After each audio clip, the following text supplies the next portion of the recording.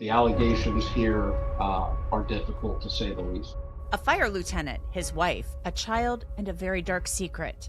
But it states that locking a child in the room from the outside, he knew was wrong. Did religious extremism play a role in the alleged abuse of a 12-year-old girl? I'm Angenette Levy, and this is Crime Fix.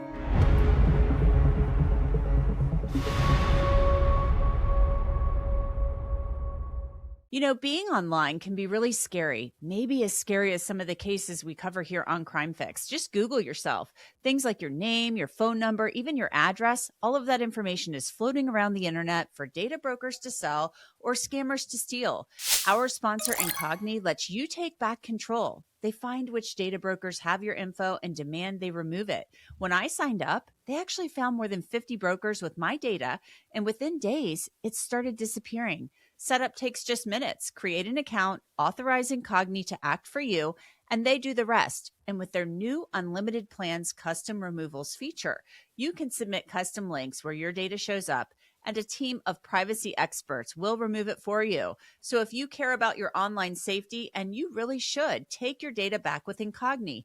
Use code CRIMEFIX for 60% off an annual plan.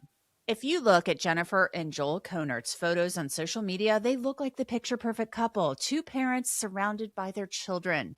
But investigators say they describe themselves as religious. But prosecutors in Florida say one of their children in the group was not treated well at all.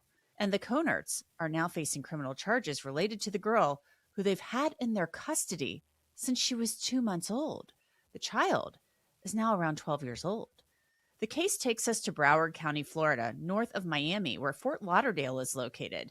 Joel Kohnert is a lieutenant with the Broward Sheriff's Fire Rescue. He and his wife, Jennifer, have 6 children, and one of them is a child they started fostering when she was just a baby. But the state attorney in Broward County says that the Kohnerts are accused of subjecting that girl to very cruel treatment. A probable cause affidavit states on February 11th, of 2026, a Department of Children and Families investigator responded to the resource officer regarding allegations that the child was locked in her bedroom at night due to claims that she wandered the house and took items from family members. The intake further indicated that during this period, the child did not have access to a bathroom, resulting in her urinating on the floor and being forced to clean it the following morning. The intake also noted that the child was required to write Bible verses as a form of punishment. These claims were obviously concerning, so the girl was interviewed twice over 2 days, and the TCF investigator tried to gather more information. And what they say that girl revealed was concerning, to say the very least. The affidavit states, during these interviews, the child disclosed that for approximately 2 to 3 years, she had been locked in her bedroom overnight, and at times during the day. She stated that while confined overnight, she urinates on herself and at times defecates on herself due to a lack of access to a bathroom. The child reported that in the morning she is required to bathe outside in the backyard while wearing a bathing suit despite inadequate weather conditions. Now, if this claim wasn't bad enough, it only gets worse. While the girl was going to school, what investigators said she described sounded like she was a prisoner in her own home. The child further advised that her bedroom door is secured with a lock from the outside and that her window is also restricted, leaving no means of escape. She stated that she sleeps on an air mattress, has minimal furniture, and has no toys or personal items in her room. She reported that a sound machine is kept at a high volume in her room to prevent her from hearing others in the home. The child advised that she is only allowed approximately 3 outfits at a time, which are kept in her room, and then any additional clothing or money she receives is taken by Jennifer. The child described inhumane living conditions. She reported that she is forced to use her clothing to clean urine and feces using vinegar and bleach. After cleaning, she is required to wash the same clothing outside in a small bucket and then dry it in her room. The child further states that she is subsequently required to wear the same clothing. Clothing collected from the victim's residence had stains consistent with the victim's statement. Upon the child's removal, she was outfitted in size 2T underwear, which is standard sizing for a toddler. The child stated she brushes her teeth in her room It is required that she swallow the toothpaste, as she has limited to no access to the bathroom located nearby. Now, the investigators wrote in the affidavit that the child also described physical abuse that had happened recently. We'll get into that in more detail when Dr. Daniel Bober joins me in just a bit. But I think you should know that this girl was not the biological child of the Kohnerts. They had custody of her since she was a baby, and investigators say the other children actually backed up her claims. I interviewed all of the children residing in the home who are the biological children of Jennifer and Joel. These children confirmed that the child is locked in her room overnight, urinates and defecates on herself, and is required to bathe outside and wash her clothing. All siblings advised that they are not subjected to that type of punishment. They reported that the child spent a majority of her time isolated in her room writing proverbs and is rarely allowed to participate in normal family activities such as eating meals and playing with siblings. The investigators said they interviewed both of the Kohnerts, Joel and Jennifer, and they admitted to the treatment the girl described. The affidavit states, Jennifer agreed to speak with me and was advised of the DCF allegations. Jennifer admitted to locking the child in her room overnight and acknowledged that the child has been urinating and defecating on herself for approximately 2 to 3 years. Jennifer confirmed that the child is required to write proverbs as punishment and that she is required to bathe and wash her clothing outside with limited access to indoor facilities. Jennifer acknowledged that these practices were unusual. Jennifer also stated that the victim would not thrive in her care and is willing to turn her back over to the state of Florida, although Jennifer and Joel have been her caretaker since she was 2 months old. And then investigators said they spoke with Joel. The detective wrote in the affidavit, during the interview, Joel acknowledged that there were safety concerns associated with the victim's bedroom door and window being secured in a manner that restricted her ability to exit. This practice is particularly concerning, and given Joel's professional background, where he would be reasonably expected to recognize the inherent safety risk associated with restricting a child's ability to exit a room during an emergency. What is very sad about this, the investigators said the girl could see that her behavior was worsening and she was suffering. They also said she described having to tread water in the swimming pool for up to 45 minutes at a time as punishment. The Kohnerts each face one count of abuse of a child without great bodily harm. Both appeared in court where a judge set their bail. Needless to say, the judge was incredibly concerned.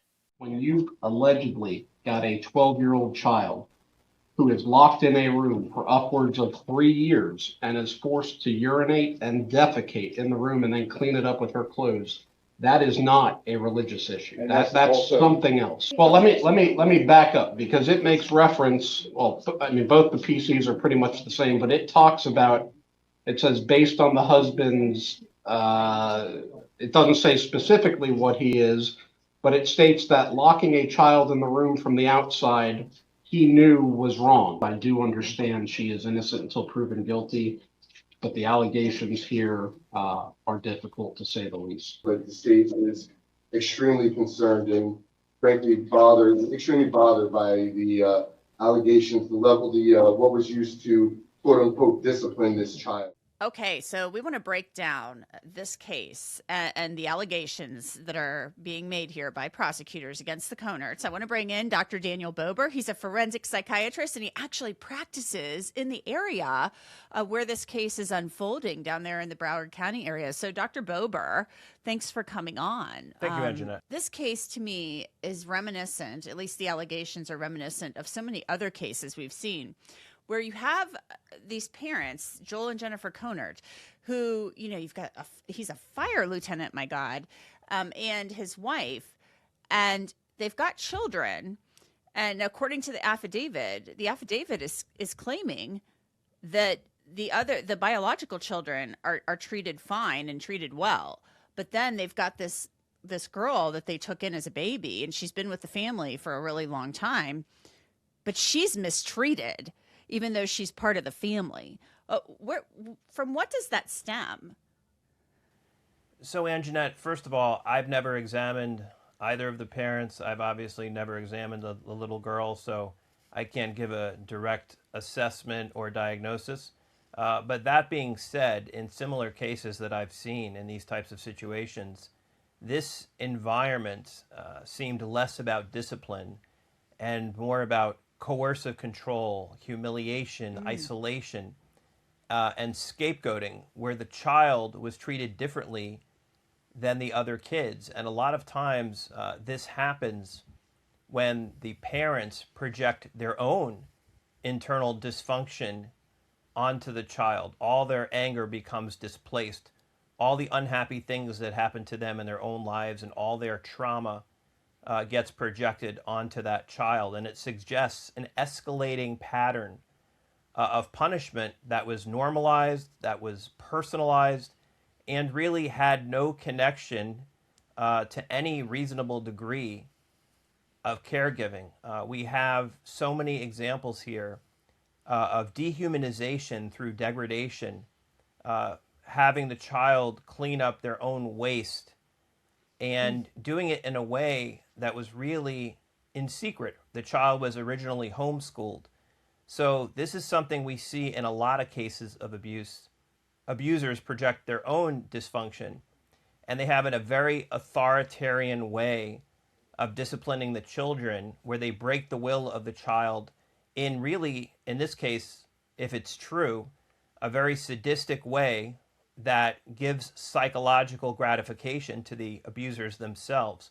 And then on top of it, they use the Bible, they weaponize the language of the Bible to in some way morally justify their actions and tell the child that their parents were substance abusers, that they were bipolar, almost in a way to let the child know that they're damaged and they're defective, and this abuse is something that they have coming to them because of their biological parents.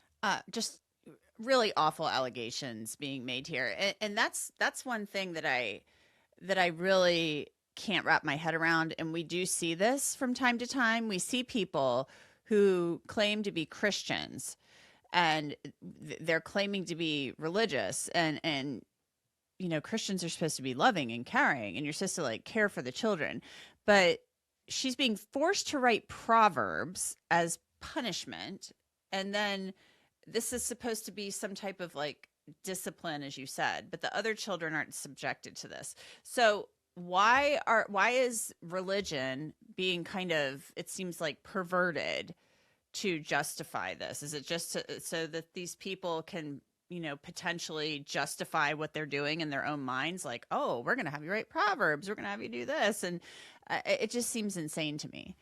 Absolutely. It's almost as if God is signing off on it. It's morally justified.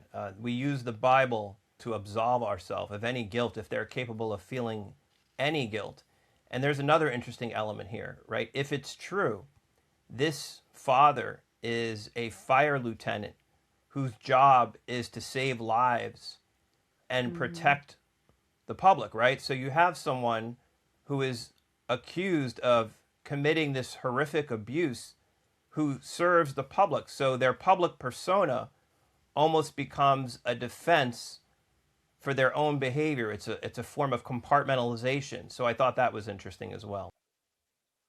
I want to put one of these paragraphs from the affidavit up on the screen because there's more to this. I mean, there's actual physical abuse involved in this too. It's not just the mental abuse. At least these are the allegations. The child disclosed that within the week prior to law enforcement involvement, Jennifer pulled her hair, slapped her, causing her lip to bleed, and kicked her while she was on the ground. The child further reported being called derogatory names, including little, talking about her urinating and defecating, and being told she is bipolar, like her biological mother. The child stated that the defendant provided her with distressing information regarding her biological parents, including details of substance abuse and death, which she believed was done intentionally to upset her. That is some extreme psychological abuse. I mean, if you're taking in a child who came from parents, who was born to parents with substance abuse issues, you may have actually, as the child, been born with some issues. You know, you may have been born with drugs in your system. And so I mean, this is a child who may have some issues anyway, and you're supposed to be taking this child in and caring for the child. And yet we're reading things like this, that you're verbally abusing, that's the allegation, verbally abusing this child, and then telling her these awful things about her biological parents. Like, it's like, I don't understand the goal. So it's really a form of emotional annihilation, right? If we tell you that you're defective in some way and that your parents were substance abusers and they were bipolar and they were damaged in some way, it justifies your abuse because it takes away your self-worth. You're damaged, you're defective. And so in some way, this abuse is coming to you. And furthermore, this does not just spontaneously come out of nowhere. There are a number of things that I'm sure are operating here. And again, I can't say for certain because I've never examined them. But they are probably repeating the pattern of their own traumatic abuse in some way. They are probably drawing from their own playbook, their own internal blueprint, and projecting this onto the child. I doubt that these parents had, a quote-unquote normal upbringing. There had to be some abuse in the past, and it's most likely that they are projecting this back onto the child. And if they were abused as children, was religion used and weaponized against them as children? Is that it may have very well been, but when trauma doesn't get processed, when it doesn't get resolved, it plays out again. You repeat the same theme to try to achieve mastery over it. There was actually a term for this. It's called repetition compulsion. It's replaying the same trauma over and over again to try to achieve mastery over it. So it's an interesting phenomenon where it leads to intergenerational abuse. Really, really awful. One of the things, too, that's really upsetting about this case, this child was forced to bathe outside. She was wearing, underwear and stuff that was like far too small for her. I mean, I think it said 2T is what she was wearing. And this is a 12-year-old girl. Another thing that comes into play here that I noticed in the photographs of the family, this child is African American, and she's in a family, with all Caucasian people. I don't know if that's playing a part here, but it certainly stood out to me. I'm wondering if that's some part of this too, and maybe they're not even aware that they're taking this out on her or doing something. I don't know if that's a factor. It's an interesting observation, and it may just be one more thing that made her feel, or had them made her feel, to be different, to be defective, to be not the same as the rest of us, which again in their mind justifies that she becomes the scapegoat and the target of abuse. I haven't heard any racial elements mentioned in the case, but it's an interesting observation. Yeah, it's just something I happen to notice. It's not obviously mentioned in the documents. What is mentioned in the documents, though, and I do want to state that Jennifer and Joel Kohnert are, of course, innocent until proven guilty. These are allegations. Every criminal defendant is innocent until proven guilty, so they enjoy the presumption of innocence. But the other children seem to confirm much of what this little girl was telling the investigators. Yeah, I mean, it's certainly something that the prosecution is going to have to look at, using them as witnesses, and also the emotional toll that it's going to take on them. It has to be done very artfully, very skillfully, to get the information and do it in a way that it doesn't traumatize the other children. But it is something that, again, this is not an impulsive act that happened one time. This was a chronic, systematic pattern of abuse that went on for years, and it became normal to them. It sort of changed their psychological thermostat, and it just became part of everyday life, and that's what's so disturbing about it. Yeah, they're saying 2 to 3 years that this girl was locked in her bedroom at night, sound machine turned up so the other kids aren't hearing her. She's having to defecate and urinate in her room. Just really awful stuff. And what was interesting to me was pointed out is that this little girl couldn't get out of the room. And they point out that this is a fire lieutenant who rescues people potentially from burning homes for a living. So, putting a child in a room and locking the door so that they can't get It's out. a safety hazard. Right? That's incredibly dangerous. Right. Right. It goes back to what I said about sort of this Jekyll and Hyde, where he's out there, you know, supposedly serving the public, protecting public safety, saving lives, protecting other children. And then you have this stark contrast of what's going on under his own roof. That's really what's amazing about it. Yeah, really awful stuff. Well, I hope, this is my hope. My hope is that this little girl, well, she's 12, so she's not so little anymore, but this started when she was much smaller. I hope now that she's been removed that she's getting the help that she so badly needs, the psychological help that she needs. This type of trauma that she's been exposed to definitely increases her risk of developing depression, anxiety, PTSD, substance use disorder, low self-esteem, disturbances in attachment. These are all things that she's going to be potentially exposed to, and this is why the work that she does now with therapists and trauma counselors is going to be so important. Yeah, very much so. Just a really sad and awful case. Dr. Daniel Bober, thank you as always. Appreciate it. Thank you, Angenette.